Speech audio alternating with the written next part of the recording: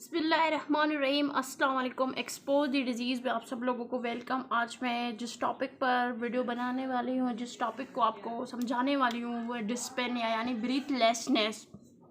Breathlessness, ठीक है। आप में से बहुत सारे लोगों को जो है ब्रीथलेसनेस यानी सांस लेने में तकलीफ़ होती होगी। डेफिनेटली मुझे खुद को होती है कभी कभी रात में सोने के बाद। तो ये ब्रीथलेसनेस की जो फीलिंग्स ऑफ ब्रीथलेसनेस, डिस्पेनिया क्या है, फीलिंग ऑफ ब्रीथलेसनेस, सांस लेने में तकलीफ, सांस ना आना, इसको डिस्पेनिया कहते हैं, ठीक है। ड्यू टू रेस्पिरेटरी और हार्ट डिजीज़, ये तो एक दो वजह से हो सकती है। डिस्पेनिया यानी सांस लेने में तकलीफ, सांस ना आना, इसको कहते हैं सांस ना आना, सांस लेने में तकलीफ, ये दो वजह से होती है। या तो रेस्पिरेटरी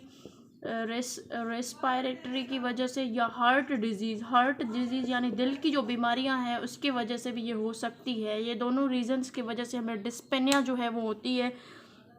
अच्छा, डिस्पेनिया के वजह क्या है, डिस्पेनिया हमें क्यों होती है? तो सबसे पहले अस्थमा है। जिन पेशेंट में अस्थमा है उनको भी ब्रीथलेसनेस यानी सांस नहीं आती है, सांस लेने में तकलीफ़ होती है। हम अक्सर देखते हैं कि अस्थमा पेशेंट में डिस्पेनिया जो है वो बहुत ज़्यादा होती है, अस्थमेटिक पेशेंट में। उसके अलावा नमूनिया वालों को भी ब्रीथलेसनेस बहुत ज़्यादा होती है, उनको भी सांस लेने में तकलीफ़ बहुत ज़्यादा होती है, ठीक है। उसके अलावा लंग डिजीज़, आपको फेफड़ों में कोई प्रॉब्लम है, आपको फेफड़ों में कोई बीमारी हो सकती है, इसकी वजह से आपको डिस्पेनिया हो रहा है, तो आपको अपना प्रॉपर ट्रीटमेंट जो है चेकअप कराना चाहिए। उसके कार्डिक स्कीमा की वजह से भी, ये भी एक डिजीज़ है, हम इसको नेक्स्ट लेक्चर में डिस्कस करेंगे। CHF और COPD और साइकोजेनिक काजेज़। कभी कभी हमें साइकोजेनिक काजेज़ कहते हैं कि मेंटली अनस्टेबिलिटी, कभी कभी हमें जो है साइकोजेनिक काजेज़ की वजह से हमें डिप्रेशन या एंग्जाइटी की वजह से भी जो है वो सांस लेने में तकलीफ़ होती है। साइकोजेनिक काजेज़ की वजह से हमें डिस्पेनिया होती है, सांस नहीं आता है, आती है, सांस लेने में बहुत ज़्यादा तकलीफ़ होती है, इसको डिस्पेनिया कहते हैं। ये हमें साइकोजेनिक यानी डिप्रेशन की वजह से भी हो सकता है। अब इसके साइन क्या है? हमारे डिस्पेनिया में जो होगा हाइपोटेंशन, हमारा जो ब्लड प्रेशर है वो लो हो जाएगा, ठीक है। हमारा जो ब्लड प्रेशर है वो क्या होगा, डिस्पेनिया में ब्लड प्रेशर लो होगा, ठीक है। जो हमारा BP है वो लो होगा। उसके अलावा जो है हाइपोऑक्सीमिया, हमारा जो ब्लड का वॉल्यूम है उसमें जो है हाइपोऑक्सीमिया, ऑक्सीजन की कमी होगी, ठीक है। हमारा जो ब्लड वॉल्यूम है उसमें ऑक्सीजन की कमी होगी, ठीक है। ब्लड वॉल्यूम में हमारे ऑक्सीजन मौजूद होती है, तो ब्लड वॉल्यूम में ऑक्सीजन की कमी की वजह से भी हमें सांस में तकलीफ होती है, सांस नहीं आती है। ट्रेकियल डिवीजन होगी, साइनोसिस होगी, एब्सेंट ब्रीथ साउंड। अच्छा, डिस्पेनिया में जो है वो हमें ब्रीथ साउंड एब्सेंट होगी। हम जब अस्कल्टेशन करते हैं उसमें हम देखते हैं ब्रीथ साउंड को, तो डिस्पेनिया में जो हमें ब्रीथ साउंड होती है वो हमारी एब्सेंट होती है। उसके अलावा डिस्पेनिया जो है पंप फेलुलर भी डिस्पेनिया में होते हैं।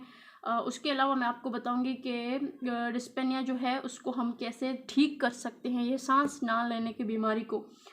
देखिए, अंडरलाइन काजेस, सबसे पहले तो हमें ऑक्सीजन का लेवल जो मेंटेन करना चाहिए। अगर हम किसी ऐसी जगह है जहाँ बहुत ज़्यादा सफोकेशन है, बहुत ज़्यादा लोग हैं, सफोकेशन उसको अवॉइड करने के लिए हमें ऑक्सीजन जो है वो लेना चाहिए, ठीक है। ऑक्सीजन जो है उसको मेंटेन करना चाहिए कि हमारा ऑक्सीजन जो है वो मेंटेन हो। उसके अलावा हमारा जो पोजीशन है, हम अपना जो बॉडी पोजीशन उस तरह करेंगे ताकि हमारे जो प्रॉपर बॉडी पोजीशन जो है उसको इस तरह करेंगे कि हमें प्रॉपर सप्लाई ऑफ ऑक्सीजन हो, ठीक है। अपने बॉडी पोजीशन को, हम नाक जो है हमारा, वो नाक हम ऐसे लेटे हुए हैं, हमारा नाक जो है वो साइड में है या पीछे है, तो हम उसको आगे करेंगे, ऐसी साइड में लेकर आएंगे कि ऑक्सीजन जो है वो हमें मिल सके। अच्छा, उसके अलावा हम ऐसे ड्रग्स को जो है रिड्यूस करेंगे, जो शॉर्टनेस ऑफ ब्रीथ कह रहे हैं, ओपोनाइड ड्रग्स आल्सो यूजफुल, ठीक है। उसके अलावा कुछ ऐसे ड्रग्स हैं ओपोनाइड्स जो डिस्पेनिया को अवॉइड करने में हमारी मदद करते हैं। हम पेशेंट को उन ड्रग्स की प्रीफर करते हैं। डिस्पेनिया यानी सांस लेने में तकलीफ, सांस न आने की बीमारी, ये अस्थमेटिक पेशेंट को बहुत ज़्यादा होती है। स्पेशली विंटर में जो अस्थमा के पेशेंट होते हैं वो बहुत ज़्यादा इस डिस्पेनिया में जूझ रहे होते हैं, तो उनके लिए ऑक्सीजन की सप्लाई बहुत ज़्यादा ज़रूरी है। तो ऐसे पेशेंट जिसको डिस्पेनिया है तो मैं उनको प्रीफर करती हूँ कि वो हाई अल्टीट्यूड वाली जगह पर ना जाएं, जैसे कि हमारे माउंटेन एरियाज़ हैं उधर वो ना जाएं, क्योंकि वहाँ पर ऑक्सीजन की जो वॉल्यूम है वो ऑक्सीजन की मिकदार बहुत ज़्यादा कम है, उनको डिस्पेनिया बहुत ज़्यादा होगी। पाकिस्तान में कुछ ऐसे एरियाज़ हैं जहाँ पर ऑक्सीजन जो है वो बहुत कम है, लोग जाते हैं जस्ट वहाँ पर सेल्फियाँ निकालते हैं फिर वापस आते हैं, क्योंकि वहाँ पर ऑक्सीजन इतनी कम है कि लोग जो है वो नॉर्मल पेशेंट, नॉर्मल इंसान जो हेल्दी हैं वो भी सांस नहीं ले पा रहे हैं। तो ऐसे पेशेंट जिसको डिस्पेनिया है तो उनको मैं ऐसी जगह पर जाने से रोकती हूँ, और अपने पेशेंट को जो है उनको हमेशा सफोकेशन से अवॉइड करने की कोशिश करते हैं, ऐसे पेशेंट जिनको डिस्पेनिया है। तो आई होप आपको ये वीडियो अच्छी लगी होगी, लाइक करें।